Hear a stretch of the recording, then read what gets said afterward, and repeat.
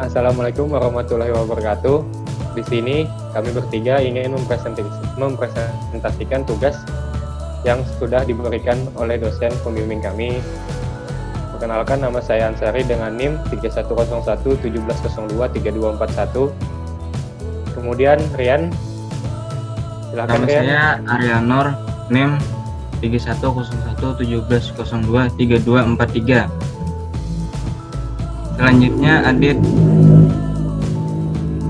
NIM 3101-1702-3238. Ya, di sini saya akan share screen presentasi saya terlebih dahulu.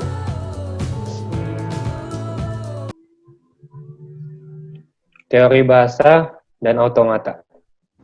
Silahkan disimak di screen kalian masing-masing. Grammar atau tata bahasa. Pada dasarnya grammar anggota alfabet dinamakan simbol terminal atau token. Kalimat adalah deretan hingga simbol-simbol terminal. Dan bahasa, himpunan kalimat-kalimat anggota bahasa tak hingga kalimat. Adapun simbol-simbol berikut. Huruf kecil awal alfabet misalnya A, B, C. Kemudian simbol operator misalnya tambah, kurang, dan koma.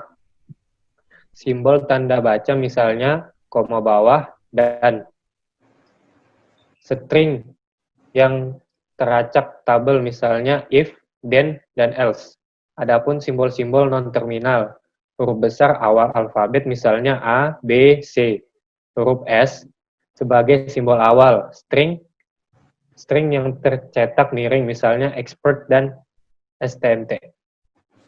Kemudian sebuah produksi dilambangkan sebagai A, kemudian tanda panah B, artinya dalam sebuah derivasi dapat dilakukan penggantian simbol A dengan simbol B. Dilihat di gambar. Simbol A dalam produksi berbentuk A, kemudian ke B, A disebut ruas kiri produksi, sedangkan simbol disebut ruas kanan produksi.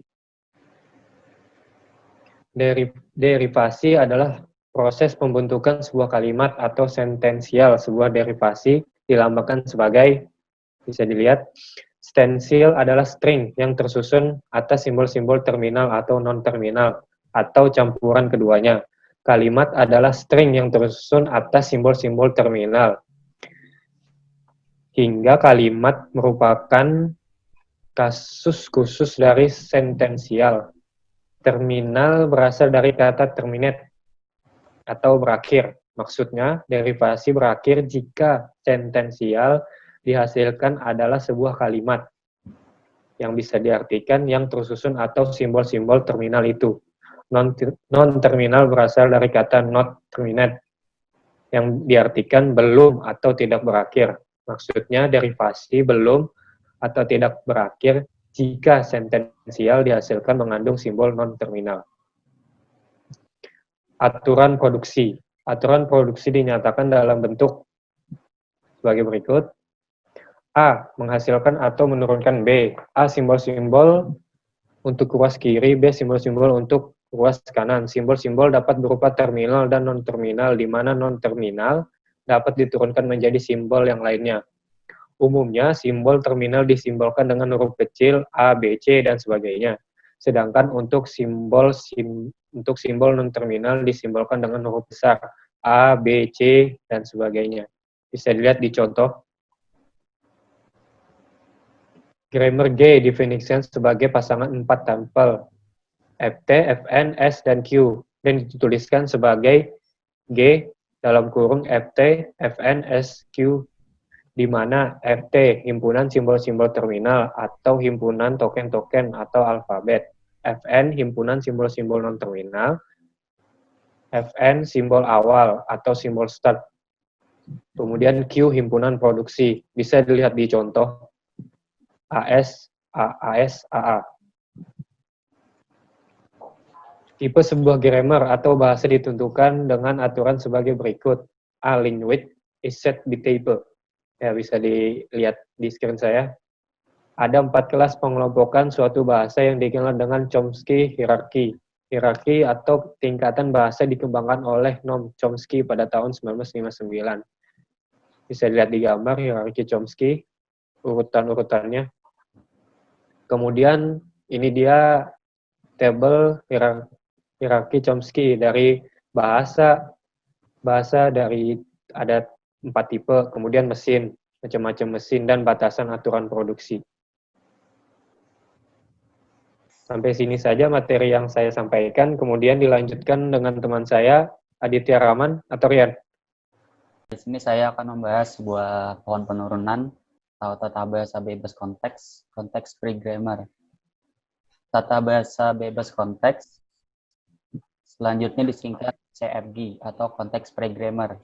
Tidak mempunyai batasan pada hasil produksinya. Pada aturan produksi terlihat tanda A ke B yang dibatasi hanya ruas kiri saja atau A yang merupakan sebuah simbol variabel.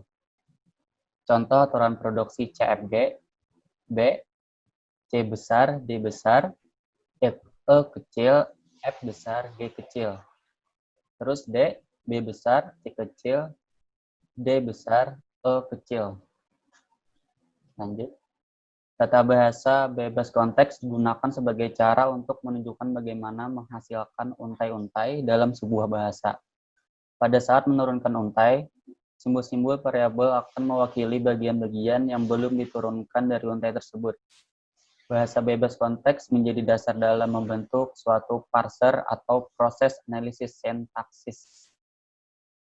Terus, parsing berikut sebuah pohon tree yang menguraikan kalimat. The quick brown fox jumps over the lazy dog. Ini contohnya, the quick brown fox jumps over the lazy dog. Ada sentence, terus terbagi menjadi dua, objek sama predikat. Objek terbagi lagi menjadi noun first, terbagi lagi menjadi dua, adjektif sama noun phrase. Terus di adjektif menjadi the, di noun phrase terbagi menjadi dua lagi, adjektif sama noun first. Terus terbagi dua lagi, di noun phrase, adjektif sama noun phrase lagi. Terus di noun phrase jadi noun dan fox. Di adjektif ada brown. Terus di bagian predikat ada verb phrase. Di verb phrase terbagi menjadi dua, ada verb sama adverbial phrase. Di adverbial phrase terbagi menjadi dua, proposition, noun phrase, adjective, noun phrase. Selanjutannya bisa dilihat di bawah. Terus pohon penurunan, derivation tree atau parse tree. Pohon penurunan berguna untuk memperoleh untai dengan cara menurunkan variabel-variabel menjadi simbol-simbol terminal. Contoh, misal terdapat tata bahasa bebas konteks atau simbol awal S dengan aturan produksi S sama dengan A besar sama B besar. Turun lagi ke bawah, A kecil sama A besar, terus menjadi A kecil.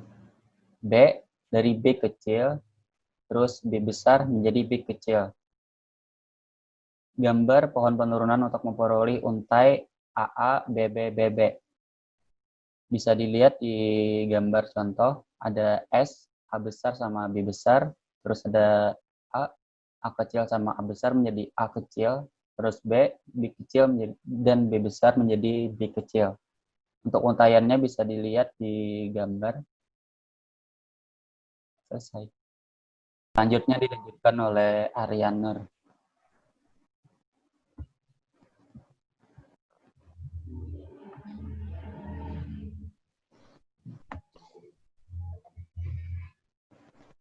Oke, sekarang kita lanjutkan kembali.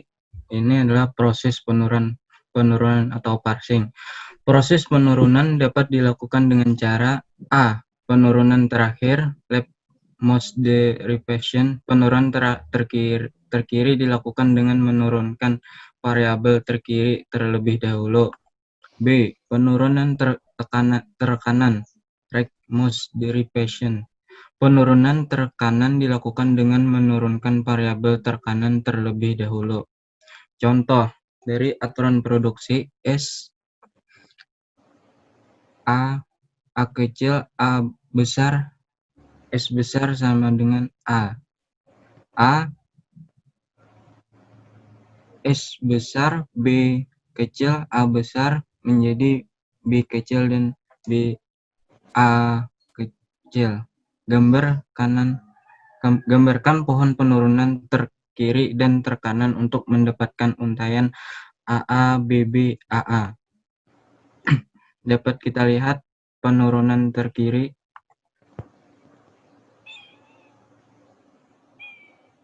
Di sana dapat kalian lihat proses penurunan juga dapat dilakukan dengan cara S sama dengan A kecil, A besar, S besar.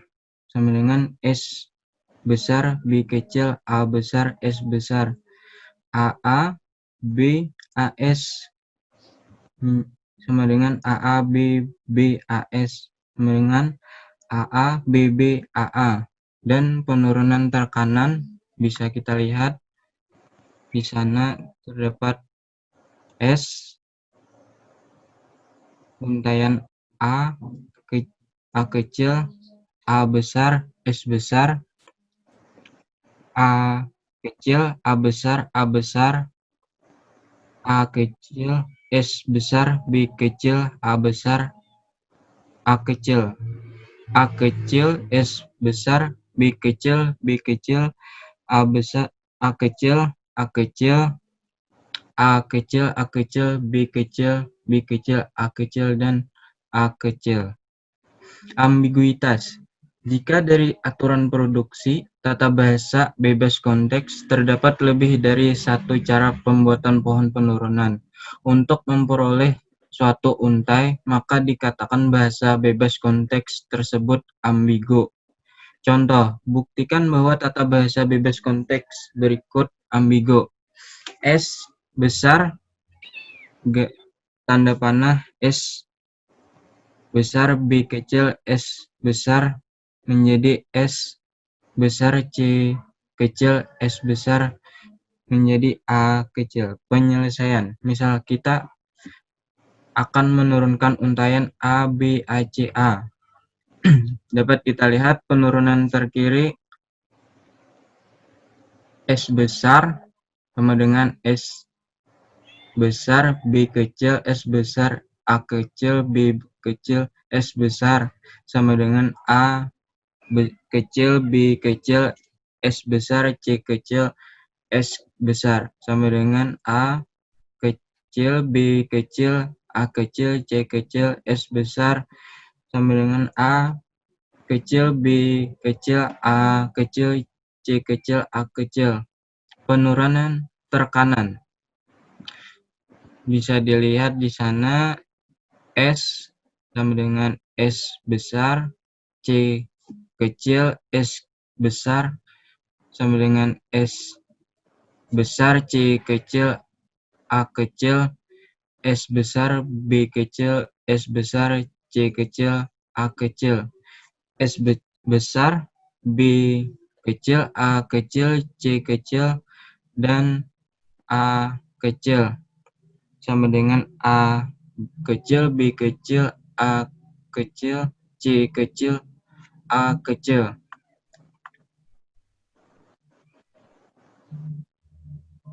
Selesai. Sekian hasil presentasi kami. Itulah yang dapat kami sampaikan. Assalamualaikum warahmatullahi wabarakatuh.